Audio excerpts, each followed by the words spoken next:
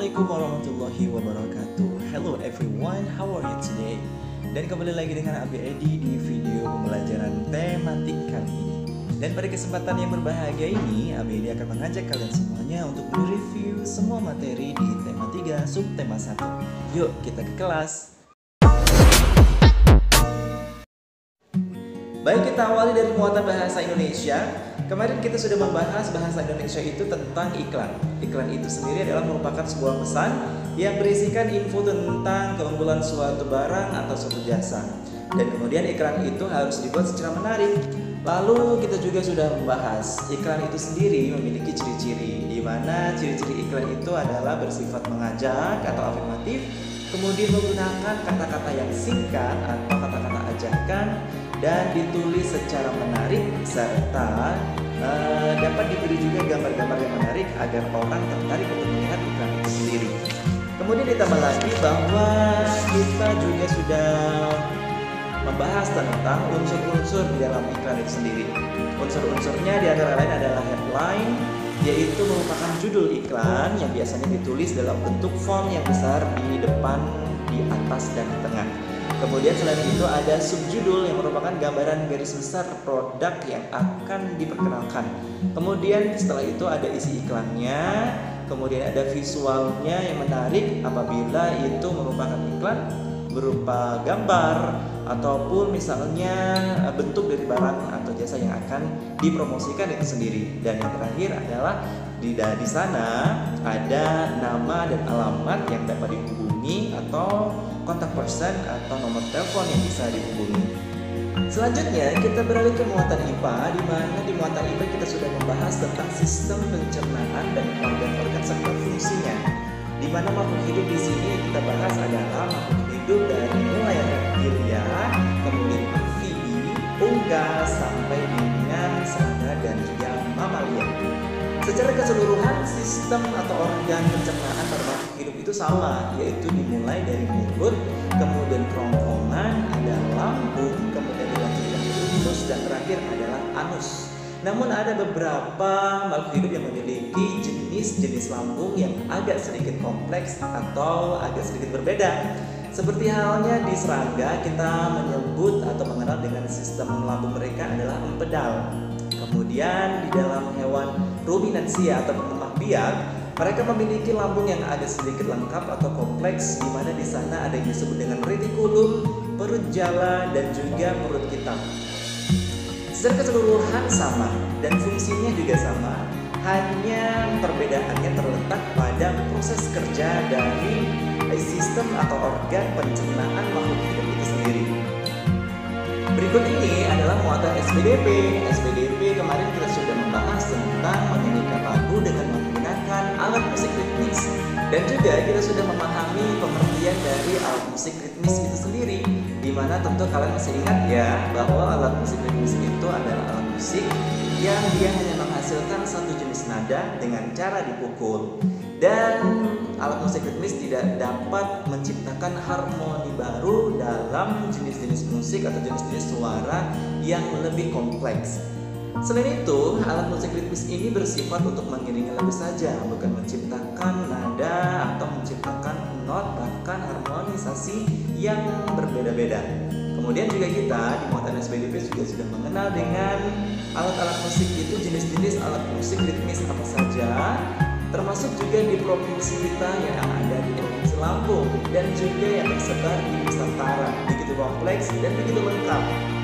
Dan juga di sana kita bisa mengenal alat-alat musik tradisional yang bisa menambah wawasan pengetahuan kita tentang jenis-jenis alat musik. Berikut ini kita menuju ke muatan IPS, di mana muatan IPS itu membahas tentang materi yaitu interaksi manusia dengan lingkungan sekitar. Lingkungan sekitar yang dimaksud adalah seperti perairan, daratan, dan juga kehutanan. Dan di sini kita teringat dengan beberapa ayat-ayat di dalam Al-Quran yang menyebutkan bahwasannya penciptaan langit dan bumi itu sesungguhnya terdapat tanda-tanda kekuasaan dari Allah Subhanahu wa Ta'ala. Dan tentu ini menambah rasa syukur kita kepada nikmat-nikmat yang telah Allah berikan kepada kita ya teman-teman. Nah, dalam interaksi manusia dengan lingkungan sekitar ini berhubungan dengan kegiatan kehidupan manusia sehari-hari, di mana di sini manusia itu sangat bergantung dengan alam dan alam juga sama bergantung kepada manusia, di mana kedua sisi ini antara manusia dengan lingkungan sekitar itu saling menguntungkan dan saling bergantung. Apabila salah satunya tidak melakukan kegiatan kemanfaatan dengan lingkungan yang lainnya, maka tidak akan terjadi kerusakan di salah satu bagiannya. Sebagai contohnya, di sini kita sebut saja manusia yang memiliki profesi kegiatan ekonominya adalah nelayan, tentu dia sangat bergantung dengan adanya laut dan perairan, sehingga mereka bisa mencari mata pencariannya yaitu ikan. Dan perairan itu sendiri juga membutuhkan manusia supaya apa? Supaya ada regenerasi dari makhluk-makhluk hidup yang hidup di perairan itu sendiri. Dan contoh yang lainnya misalnya manusia dengan daratan, di mana manusia itu perlu melakukan sebuah kegiatan yang berhubungan dengan darat, misalnya membangun rumah atau misalnya menggali tambang untuk mencari bahan-bahan atau biji-biji yang ada di dalam bumi.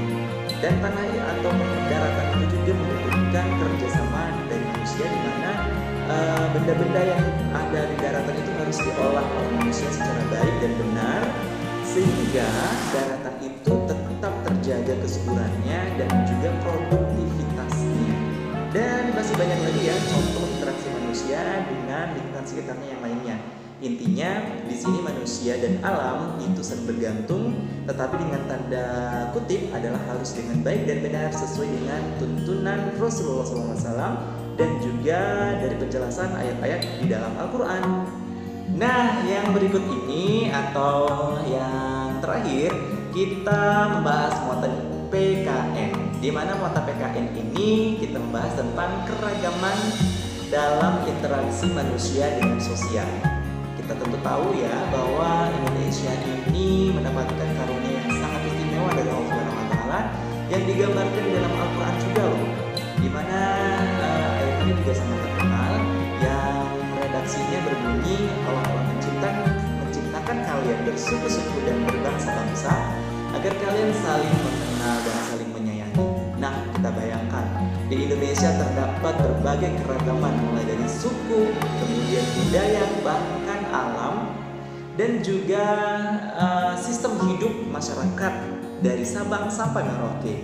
Dan ini mengajarkan kepada kita tentang sila ketiga Pancasila, yaitu persatuan, di mana persatuan itu sendiri dapat menciptakan kerukunan dan kerjasama antar umat baik beragama dan juga umat manusia dengan perbedaan yang tadi telah disebutkan.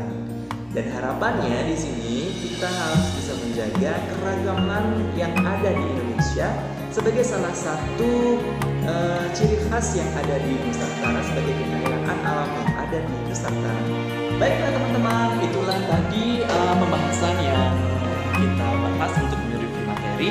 Harapannya kalian bisa mengerti dan memahami tentang muatan-muatan yang kita bahas di tema 3 subtema 1. Dan sekarang kita akan beralih ke aplikasi Edmodo untuk mengerjakan tugas yang harus kita selesaikan minggu ini. Terima kasih atas kebersamaan kalian semuanya dan sampai jumpa di video selanjutnya. Wassalamualaikum warahmatullahi wabarakatuh.